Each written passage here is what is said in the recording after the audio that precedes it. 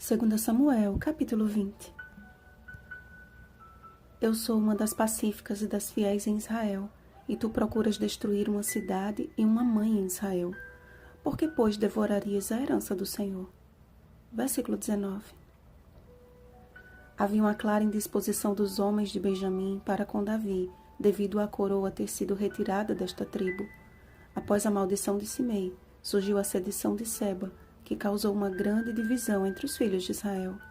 Mas outras questões ainda inquietavam a Davi, como o destino das concubinas que haviam sido violadas por Absalão e as questões que envolviam a organização da nação.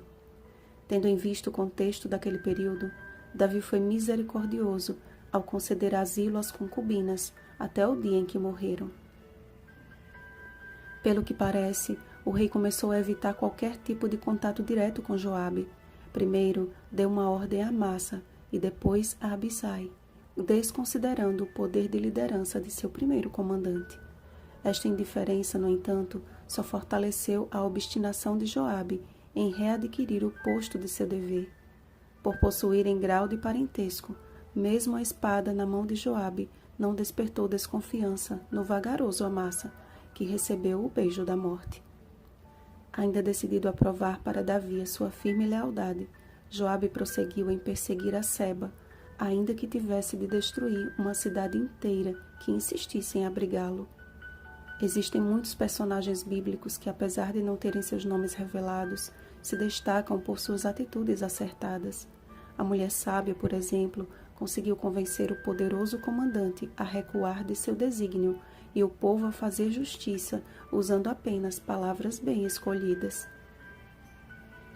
Dentre as coisas que a Bíblia classifica como abominações diante de Deus, uma delas ganha destaque no livro de Provérbios.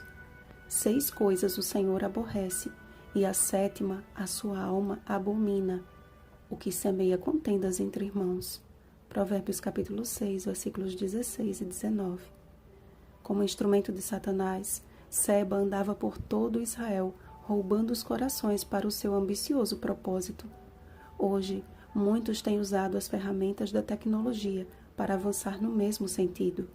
Mas assim como Seba, o homem de Belial, o homem vil, é o que anda com a perversidade na boca, pelo que a sua destruição virá repentinamente.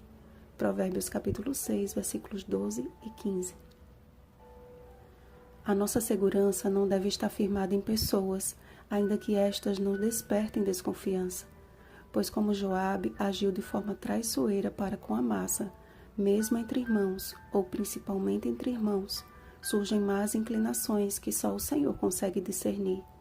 A nossa edificação deve estar sobre o inabalável fundamento do está escrito, Mateus capítulo 4, versículo 4.